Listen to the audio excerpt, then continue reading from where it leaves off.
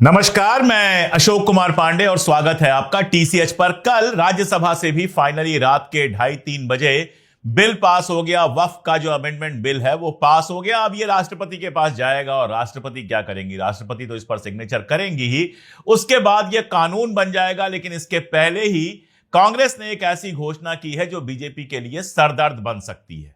आज मैं जयराम रमेश का ट्वीट देख रहा था। जयराम रमेश ने साफ साफ कहा है कि जैसे सीएए एनआरसी के मामले को हम सुप्रीम कोर्ट में लेकर गए थे और बाकी भी जो इस तरह के बिल पास हुए हैं उनके मामलों को हम सुप्रीम कोर्ट में लेकर गए हैं और सुप्रीम कोर्ट में अभी भी हियरिंग चल रही है, ठीक वैसे ही हम वक्फ बिल के मामले को भी लेकर जाएंगे सुप्रीम कोर्ट में।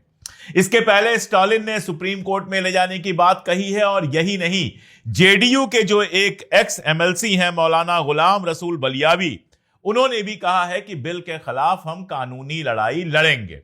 अब कानूनी लड़ाई में यह साबित करना होगा कि संविधान के हिसाब से यह बिल नहीं है, संविधान के जो मूलभूत सिद्धांत हैं यह बिल उनको फॉलो नहीं करता है। और अगर यह मामला सुप्रीम कोर्ट में जाता है तो यकीन जानिए कि अगले 4, 5, 7 साल तक यह मुकदमा चलता रहेगा और भारतीय जनता पार्टी संसद में किसी तरह से इसको पास करा ले जाने के बावजूद वो लूट नहीं मचा सकेगी जिस लूट का सपना उसके लोग देख रहे हैं।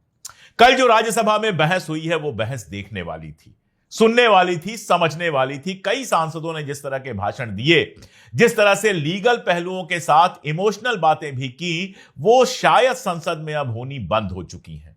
बहुत दिनों से संसद में हम जो भाषण सुनते थे वो ऐसे ही गोल गोल घुमाने वाले भाषण होते थे, चीखने चिल्लाने वाले भाषण होते थे, जिसमें सुनने लायक कुछ खास नहीं हुआ करता था।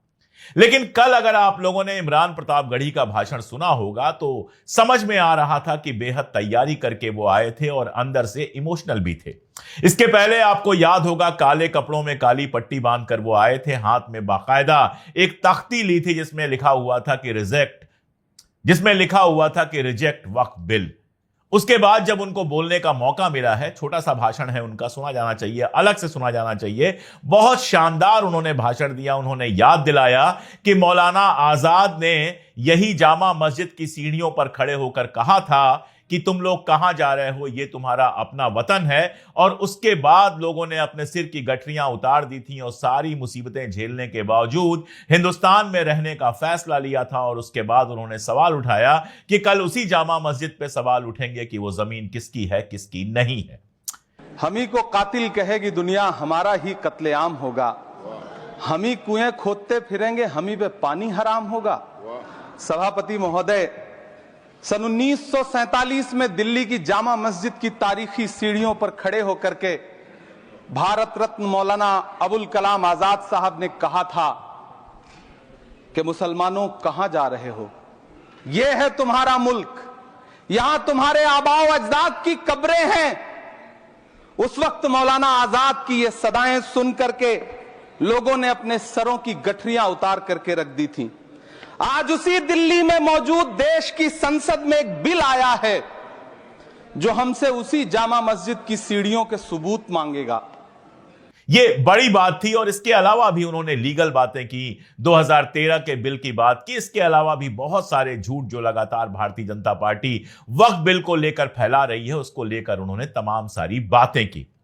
मजेदार बात यह है कि कुछ लोग, और जिसमें खासतौर पर ऐसे मुस्लिम नेता शामिल हैं जो अभी भी जेडीयू में या बाकी सारी पार्टियों में बने हुए हैं, ऐसी पार्टियों में बने हुए हैं जो भारतीय जनता पार्टी का समर्थन करती हैं, वो कह रहे हैं कि सबसे पहले बिल को पढ़ लीजिए, यानी बिल को आप महीने भर पढ़ेंगे उसके बाद डिसीजन लेंगे। ये सब बेकार की बात है। मैं तो एक अलग बात कहता हूं कि पढ़ना बड़ी अच्छी बात है, बिल को सब लोगों को पढ़ना चाहिए। सांसदों ने तो पढ़ा ही होगा, उनकी रिसर्च टीम बैठी होगी, निकाला होगा। लेकिन अगर बिना पढ़े आपको यह लगता है कि जो पार्टी एक मुसलमान को सांसद नहीं बनवाती, जिस पार्टी के नेता 24 घंटे मुसलमानों के खिलाफ माहौल बनाते हैं, जो पार्टी सड़क पर नमाज पढ़ना छोड़िए, छत पर नमाज पढ़ने पर भी पाबंदी लगाती है, ड्रोन से निगरानी करती है, वो एक बिल लेके आएगी वक्फ पर और वो मुसलमानों के भले के लिए होगा। अगर ऐसा आपको लगता है तो आपका पढ़ा लिखा होना बेकार है। अब तक जो आपने पढ़ा लिखा है वो कुछ खास आपके काम नहीं आया। मैं लगातार इस बात को कह रहा हूं कि सबसे जरूरी बात होती है नीयत। अगर नीयत भली है तो बहुत सारी चीजें मैनेज हो सकती हैं। अगर नीयत भली है तो आप बहुत सारी भलाई कर सकते हैं। हमारे यहां हमारी मम्मी कहा करती थी कि जैसी नीयत वैसी बरक्कत। तो अगर नीयत है तो बरक्कत होगी, लेकिन अगर नीयत ही खराब है तो अगर बिल भले के लिए भी बनाया जाएगा तो उससे नुकसान ही होगा। उसका इस्तेमाल सिर्फ नुकसान के लिए किया जाएगा। उसमें जो भले वाला पार्ट है उसको साफ कर दिया जाएगा। जो पार्टी अल्पसंख्यक डिपार्टमेंट का बजट खत्म कर देती है, जो पार्टी अल्पसंख्यक बच्चों को मिलने वाले जो वजीफे हैं वो खत्म कर देती है, उस पार्टी से आप उम्मीद कर रहे हैं कि वो अल्पसंख्यकों का भला करेगी। राजा वारिंग ने बहुत सही सवाल उठाया था और वो सवाल यही था कि आज मुसलमानों का नंबर है, कल ये शिरोमणि जो गुरुद्वारा समिति है उसके ऊपर कब्जा करने की बात करेंगे। वो अखबार की न्यूज अब चल ही रही है जिसमें कहा गया है कि ईसाइयों का जो संगठन है उसके पास सबसे ज्यादा जमीन है मुसलमानों के बाद, कल को उस पर नजर होगी। और परसों को हिंदुओं के जो मंदिर हैं, देवस्थान बोर्ड हैं, उन बोर्डों पे नजर होगी। इन सब में अपने लोग भर दिए जाएंगे और फिर शुरू होगी इन सब जगहों के जमीनों की लूट। और वो जमीनें जाएंगी अडानी और अंबानी के पास।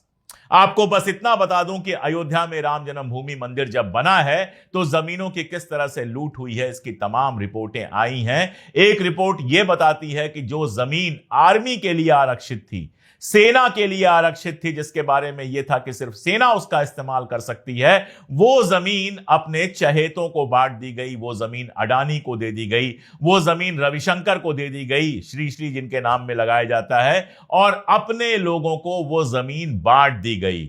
तो जो आर्मी की जमीन नहीं छोड़ते हैं वो बाकी जमीनें छोड़ देंगे। ये उम्मीद लगाए जो लोग बैठे हैं वो दरअसल सिर्फ और सिर्फ अपना फायदा देख रहे हैं। वो दरअसल किसी भी तरह से जेडीयू या टीडीपी जैसी पार्टी में बैठकर मलाई खाना चाहते हैं। उनको न तो संविधान से कोई मतलब है, न धर्मनिरपेक्षता से कोई मतलब है, और बाकी सब छोड़ दीजिए, उस कौम से भी कोई मतलब नहीं है जिसके वोट पर जीतकर वो संसद में जाते हैं। जब नियत की बात हो रही है, मैं आपको बंगाल ले चलता हूं।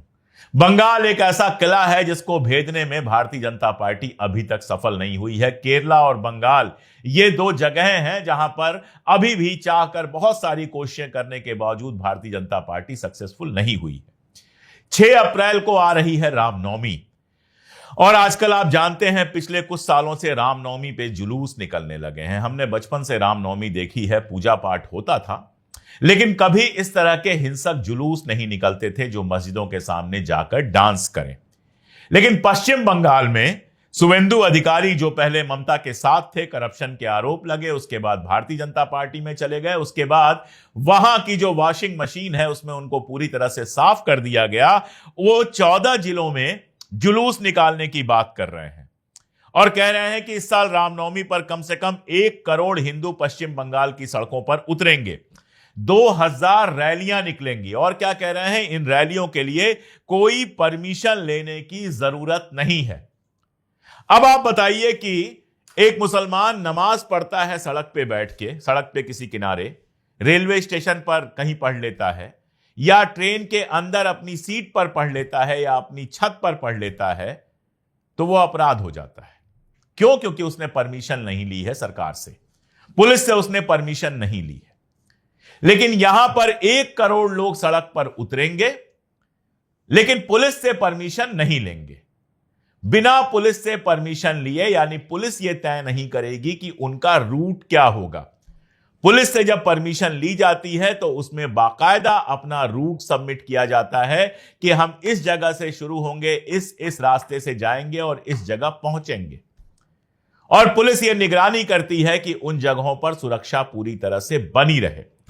लेकिन यहां कहा जा रहा है कि अलग अलग जिलों में 1 करोड़ लोग सड़कों पर उतरेंगे, और हिंदू नहीं, हिंदुओं को बदनाम मत कीजिए, 1 करोड़ भारतीय जनता पार्टी के कार्यकर्ता उतरेंगे, आपके भक्त उतरेंगे, आईटी सेल के लोग उतरेंगे, और हो सकता है इनमें से बहुत सारे लोग दीगर जो प्रदेश हैं, दीगर जो सूबे हैं, अलग अलग राज्यों से उनको बुलाया जाए और वो उसमें शामिल हो। कोई जरूरी नहीं है कि पश्चिम बंगाल के रहने वाले ही उसमें शामिल हो। कौन शामिल होगा? 1 करोड़, जहां 10 लाख, 5 लाख, 2 लाख का जुलूस होगा, वहां एक एक आदमी की आप पहचान नहीं कर सकते। तो किस तरह के लोग शामिल होंगे कोई नहीं जानता। कह रहे हैं कि हम शांति से रहेंगे, लेकिन दूसरा पक्ष भी शांति से रहे, यह प्रशासन तय करे। कितनी शांति से ये लोग रहते हैं यह हम सब जानते हैं। हम सब ने देखा है कि कैसे मस्जिदों के सामने खड़े होकर ये लोग डीजे बजाते हैं, गंदे गंदे गाने बजाते हैं, नारे लगाते हैं और सारी बदतमीजियां करते हैं।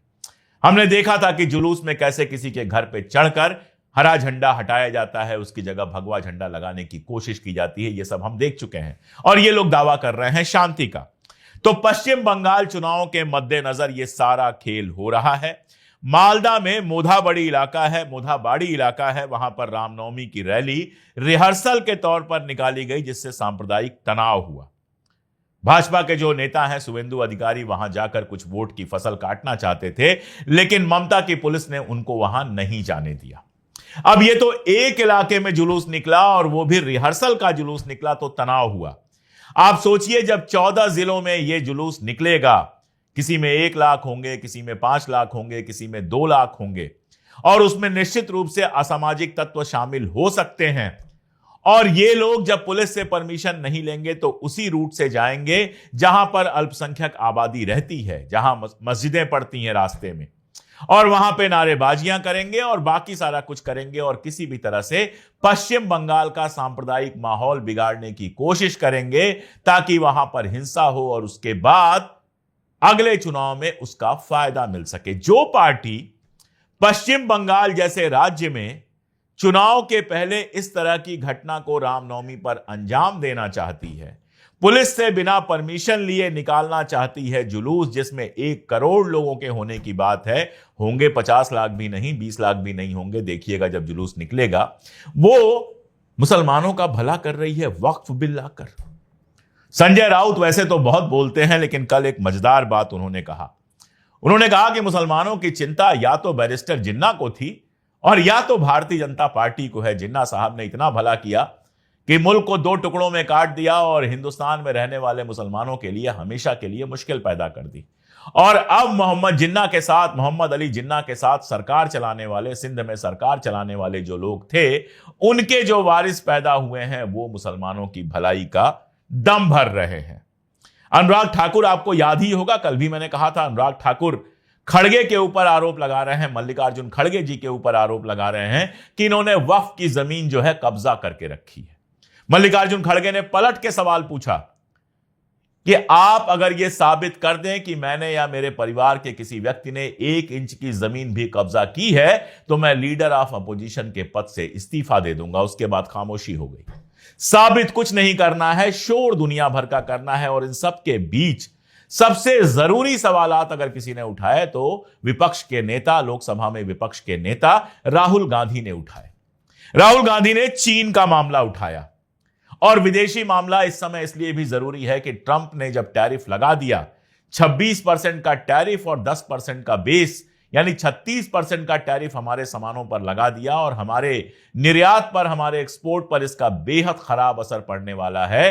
तो सरकार से उम्मीद की जा रही थी कि जैसे चाइना, जापान, कोरिया, कनाडा, यूरोपीय यूनियन और बाकी सारे मुल्क अमेरिका के खिलाफ खड़े होकर बोल रहे हैं कि ठीक है, तुमने हमारे ऊपर टैरिफ लगाया, हम भी बदले में ये करेंगे। चाइना अपने लोगों को मना कर चुका है कि आप अमेरिका में इन्वेस्टमेंट करो ही ना, और हालत यह है कि अमेरिका का अपना जो शेयर मार्केट है वो जमीन पर गिर चुका है। कल कई ट्रिलियन डॉलर उनके बर्बाद हो गए।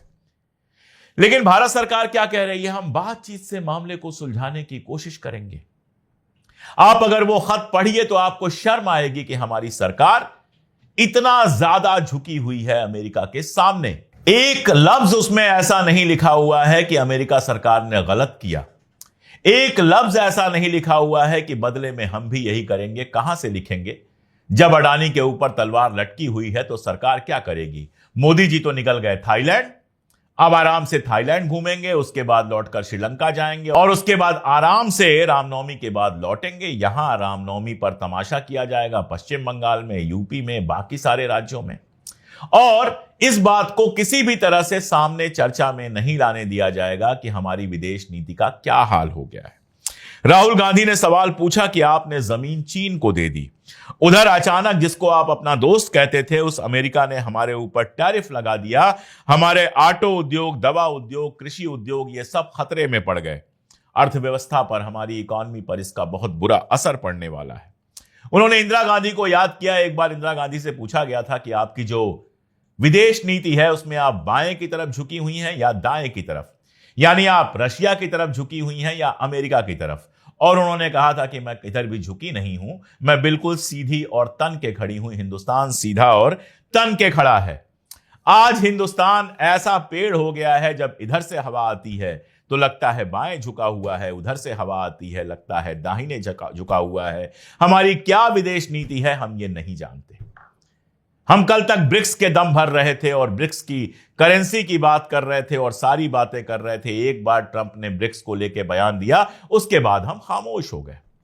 हम अमेरिका का आदेश नहीं मानते हुए रशिया से सस्ता तेल खरीद रहे थे, जिससे लोगों को भी तेल मिल रहा था कम दामों पे। कम दामों पे तो क्या मिल रहा था, लोगों के लिए प्राइस कोई कम नहीं की गई, लेकिन देश को फायदा हो रहा था। जो तेल खरीदा जा रहा था वो फायदा हो रहा था। यूरोप को हम तेल बेच रहे थे और यूरोप को तेल सप्लाई करने वाले सबसे बड़े मुल्क बन गए थे हम, रशिया से तेल खरीद के सस्ता। हमने अमेरिका को डिफाई किया था और अब हालत क्या है कि ट्रंप ने जरा सी घुड़की दी और रशिया से तेल खरीदना बंद, फिर घुड़की दी, वेनेजुएला से तेल खरीदना बंद। और अब कुछ दिनों की बात है, 2-3 महीनों में देखिएगा कि तेल की प्राइसेस किस तरह से बढ़ेंगी। और जब एक बार तेल की प्राइसेस बढ़ेंगी तो हमारी महंगाई भी उतनी ही तेजी से बढ़ेगी। राहुल गांधी ने कोई गलत नहीं कहा कि बीजेपी और आरएसएस की सोच अलग है। वे हर विदेशी के सामने सर झुकाते हैं। कतर के अमीर आएंगे तो उनके गले लग जाएंगे, सऊदी अरबिया जाएंगे तो वहां उनके गले लग जाएंगे क्राउन प्रिंस के, दुबई जाएंगे तो वहां उनके गले लग जाएंगे। लेकिन हिंदुस्तानी मुसलमान के लिए एक लफ्ज कभी प्यार का नहीं निकलता। इनसे हाथ मिलाने से भी दिक्कत होती है। राहुल गांधी ने कहा कि जिस जमीन पर जिस चाइना ने हमारी 4000 स्क्वायर किलोमीटर की जमीन कब्जा की हुई है, हमारे 20 जवान शहीद हो गए हैं, वहां के चीनी राजदूत के साथ हमारे जो विदेश सचिव हैं वो केक काट रहे थे। और आरोप लगेगा कि राहुल गांधी चीन के करीब हैं। आप तो चीन के खिलाफ कुछ बोल ही नहीं पाते हैं।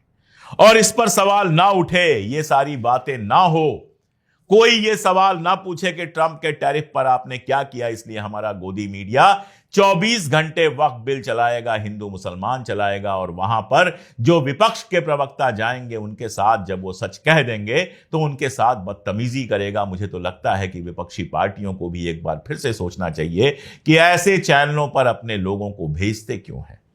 ऐसे चैनलों को कैसे अधिकार दे देते हैं कि वो आपकी बेइज्जती करे। और विपक्षी पार्टियों के साथ साथ आपको भी सोचना होगा कि ऐसे चैनल जो दिन रात सिर्फ नफरत फैला रहे हैं, जो दिन रात सिर्फ सरकारी एजेंडे पर चल रहे हैं, जो ना रोजगार की बात करते हैं, ना महंगाई की बात करते हैं, ना विदेश नीति की बात करते हैं, दिन रात उनको बस मोदी मोदी मोदी, अमित शाह अमित शाह अमित शाह, योगी योगी योगी, यही गाना गाना है। सरकार के हर फैसले को सही ठहराना है। ऐसे चैनलों को आप भी क्यों देखते हैं? बंद कीजिए इन चैनलों को देखना। अगर आप इन चैनलों को देखना बंद कर देंगे तो इन चैनलों की हालत वैसे ही खराब हो जाएगी। इनको सोचना पड़ेगा कि केवल सरकार की दलाली से हमारा काम नहीं चलेगा। खैर, फिलहाल वक्फ बिल पास हो चुका है। उम्मीद है कि सुप्रीम कोर्ट में कांग्रेस ने जैसा कहा है लेके जाएगी, और भी पार्टियां सुप्रीम कोर्ट में लेके जा सकती हैं। सुप्रीम कोर्ट में फिर यह जांच होगी कि संविधान के हिसाब से यह बिल सही है या नहीं है। और सुप्रीम कोर्ट से तो कम से कम हम उम्मीद करेंगे कि सही फैसला दे। हालांकि ऐसे तमाम फैसले आए हैं जिससे ऐसी उम्मीदें धुंधली होती हैं, फिर भी उम्मीद पे दुनिया जिंदा है। और दुनिया ये देख चुकी है वक्फ बिल के मामले में कि कैसे नीतीश कुमार से लेके नायडू और तमाम सारे लोगों ने पीठ में छुरा भोंका है और कह रहे हैं कि ये छुरा तुम्हारी बेहतरी के लिए झोंका गया है। पश्चिम बंगाल से जो लोग देख रहे हैं, मैं यही उम्मीद कर सकता हूं और बाकी लोगों से भी कि रामनवमी के शुभ अवसर पर अगर कोई कोशिश करे किसी भी तरह की बदनीयती की, किसी भी तरह का हिंसा फैलाने की, किसी भी तरह का समाज में विद्वेष पैदा करने की कोशिश करे, तो उसको रोकने की कोशिश कीजिए। ना कर पाए तो कम से कम उसमें शामिल ना होइए। हिंदुस्तान में, अपने सूबे में, अपने जिले में, अपने घर में, अपने मोहल्ले में, अपने इलाके में शांति बनाए रखिए। राम शांति के प्रतीक हैं। राम का पूरा जो प्रतीक है मर्यादा पुरुषोत्तम का है। जिन्होंने कभी मर्यादाएं नहीं लांघी, अपनी मर्यादा में रहिए, अपनी पूजा कीजिए, अपनी नमाज पढ़िए। दूसरे की मस्जिद के सामने जाकर डीजे बजाना कोई पूजा नहीं होती है, कोई अर्चना नहीं होती है, अगर भगवान कहीं से ये देख रहे हैं तो वो इसको आपके अपराध, आपके पाप में दर्ज करेंगे, किसी पुण्य में दर्ज नहीं करेंगे। आज के लिए इतना ही, बहुत शुक्रिया।